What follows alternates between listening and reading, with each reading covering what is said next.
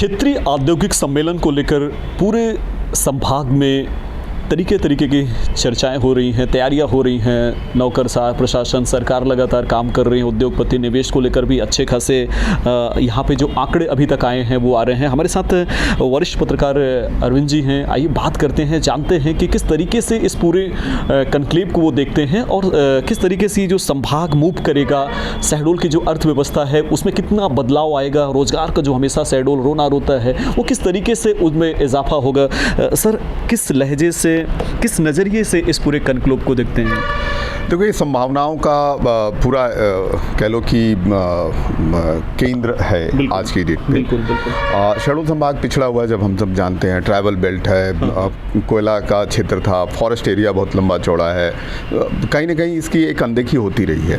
ये पहला मौका है जब 7वां रीजनल इंडस्ट्रियल कॉन्क्लेव यहाँ हो रहा है। सरकार ने विशेष ध्यान दिया है, इसके लिए मध्य प्रदेश सरकार को धन्यवाद देने की ज़रूरत है कि वो हमारे ऊपर उन्होंने इनायत की। और इसके यहाँ के जो वो यूथ हैं जिनको अभी उद्योग के क्षेत्र में, कारोबार के क्षेत्र में आना है, क्योंकि बहुत छोटे पैमाने पे कोशिश होती रही है कि लोगों को स्वरोजगार मिले, सरकार अलग अलग योजनाओं के माध्यम से करती रही। लेकिन एक पहली बार ऐसा है कि जब सरकार खुद आगे बढ़ के लोगों से कह रही कि आप निवेश करिए, बाहर के लोगों को बुला रही है ना।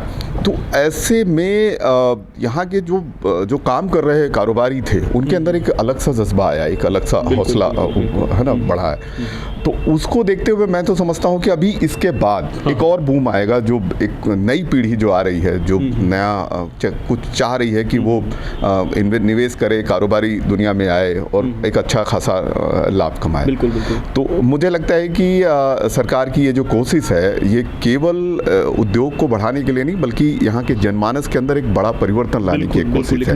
और हाँ, एक आएगा और निसंदेह आएगा। आप किसी भी फील्ड में उठा के आप देख लें कि जब एक कोशिश होती है तो समाज कहीं ना कहीं किसी रूप में बदलता है। बिल्कुल। आपने कहा कि लोगों के अंदर निश्चित रूप से जज्बा है, जोश है, लेकिन कुछ लोगों में टीस भी है। हो भी क्यों ना, जब 32,000 करोड़ की बात करते हैं, निवेश की बात करते हैं, तो स्थानीय स्तर पर उतना शायद प्रोडक्टेबल युवा नहीं है या पूंजीपति यहाँ पे नहीं है। ऐसे में उन लोगों को किस दृष्टिकोण से आगे बढ़ना चाहिए, किस हिसाब से उनको आने वाले भविष्य को सोचना चाहिए? नहीं, ये ठीस नहीं है। एक्चुअली कुछ दो तरह के लोग होते हैं, एक सकारात्मक सोच के, एक नकारात्मक सोच के लोग होते हैं, और ये हर जगह आपको मिल जाएंगे। एक सकारात्मक ऊर्जा का व्यक्ति होता है, वो अपने छोटे काम को लेके और अच्छी सोच के साथ वो बहुत ऊंचा आगे तक जाता है। आप अगर हर तरह से नेगेटिव आप सोचते रहोगे तो फिर कई चीज़ें नहीं होती। हाँ, आप तथ्यात्मक रूप से एक अच्छे आलोचक बनिए। अगर कहीं के साथ साथ लोगों का उद्देश्य ये है कि अगर कोई कंपनी 1,000 करोड़ इन्वेस्ट कर रही है और किसी के पास 10 करोड़ है तो उसको किस तरीके से इसमें सहभागी होना चाहिए, इस अनुष्ठान का हिस्सा वो कैसे बन सकता है अभी या आने वाले समय में?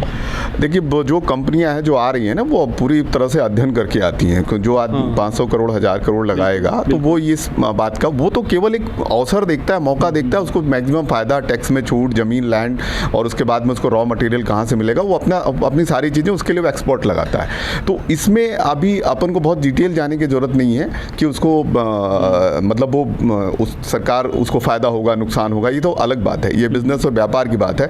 अभी तो फिलहाल ये है, इस बात की कोशिश होना चाहिए कि यहाँ पर उद्योग और कारोबारी आएँ, इस क्षेत्र को समझें और यहाँ पर अपना निवेश करें ताकि यहाँ के लोगों को रोजगार मिले और ये एक दुनियादारी, मतलब एक अलग सी ग्लोबल उसमें एक पहचान बन सके इसकी। बिल्कुल।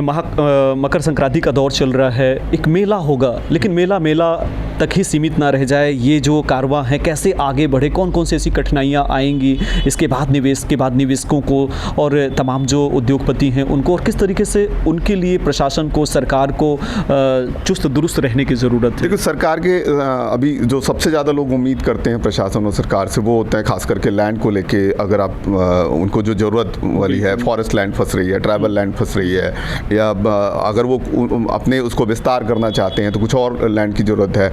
पानी की उपलब्धता को लेके, बिजली की उपलब्धता को लेके, ट्रांसपोर्टिंग को लेके, सड़क, राजमार्ग, ये सारी चीज़ें हैं। अभी हमारे पास बहुत सारी चीज़ें हैं जिसमें हम वो सिंहपुर रोड को बाईपास नेशनल हाईवे से कनेक्ट करना है, रीवा रोड को कनेक्ट करना है, अभी नर्मदा एक्सप्रेस वे जो पूरा इंदौर। तो जब तक हम थ्रू लाइन बड़े शहरों से जुड़ेंगे नहीं तो हमारा ट्रांसपोर्टिंग सही नहीं होगा। ठीक है, अब कोयला और ये सारी चीज़ें, गाड़ियाँ तो यहाँ से जा ही रही हैं, वो अलग चीज़ है, वो किसी तरह वो कर रहे हैं, लेकिन एक बेहतर ट्रांसपोर्टिंग सुविधा, एक बेहतर बिजली, हम पावर सेंटर हैं, हम लोगों को बिजली देते चलते हैं, ठीक है। अगर आप देखोगे तो बिरसिंहपुर, पाली, ताप विद्युत गृह, अमरकंटक, मोजरबेर, ये सब इतने बड़े बड़े हैं कि हम देश को दे रहे हैं बिजली।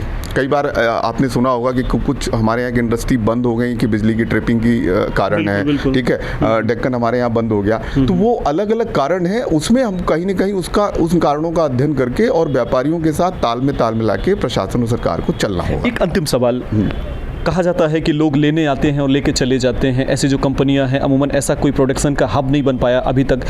उनको क्या कहना चाहेंगे, क्या अपील होगी उन निवेशकों से, उन उद्योगपतियों से कि शहर को क्या ज़रूरत है, आपसे क्या उम्मीदें हैं और आपके लिए कौन कौन से ऐसे टिप्स जो बेहतर होंगे? देखिए, वो हमें देखे ही जाएंगे, ठीक है। कमाना एक उनका उद्देश्य है, वो हमें देंगे, बहुत कुछ देंगे, तभी तो हम उनका वेलकम करने के लिए कह रहे हैं कि लाल कारपेट हम निवेशकों के लिए बिछाएगा प्रशासन और सारी तैयारी कर रही है, उनका बहुत शानदार स्वागत होगा। तो वो जब आएंगे, जब यहाँ पे निवेश होगा तो यहाँ के लोगों को रोज़गार मिलेगा, अप्रत्यक्ष काम मिलेगा। अप्रत्यक्ष में डायरेक्ट रोज़गार की बात नहीं होती है, दुकानदारी बढ़ेगी, पैसा खरीदारी होगी, सारी चीज़ें, तो कई तरह से चीज़ें मार्केट में आती हैं। तो आप केवल उसको वो मत करो, हमें उनका खुले दिल से और खुले मन से स्वागत करना चाहिए और उनको सहयोग करना चाहिए।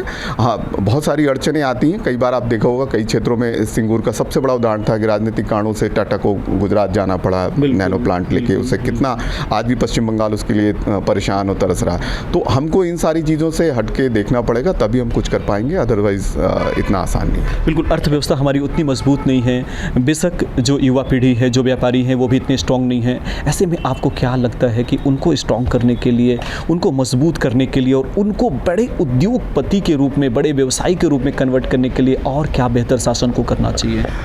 देखिए, सरकार को तो नए निवेशकों के अंदर एक हौसला और जो ऋण उपलब्ध कराने की जो है, और उसमें खास करके सब्सिडी देने की जो व्यवस्था है, कहीं ना कहीं वो ताकत देती है। नए यूथ के लिए ये है कि वो अपने जो कामयाब कारोबारी हैं उनको, उनमें से किसी को अपना आदर्श बनाएं, उनसे सीखें, देखें, उनके जीवन से प्रेरणा लें, तो अपने आप वो, क्योंकि रिस्क लेने की जो क्षमता है ना, वो बहुत महत्वपूर्ण है कारोबार में। आपके अंदर वो डर अगर आ गया कि भाई मेरा पैसा डूब जाएगा और मैं कैसे उसको करूँगा, तो फिर वो दिक्कत होता है। आपको प्रशासन अपने क्षेत्र से आपको जो मदद कर सकती है, सिंगल विंडो प्रणाली लागू कर रही है, तमाम तरह की सुविधाएं दे रही है, इस तरह के कॉन्क्लेव आयोजित कर रही है।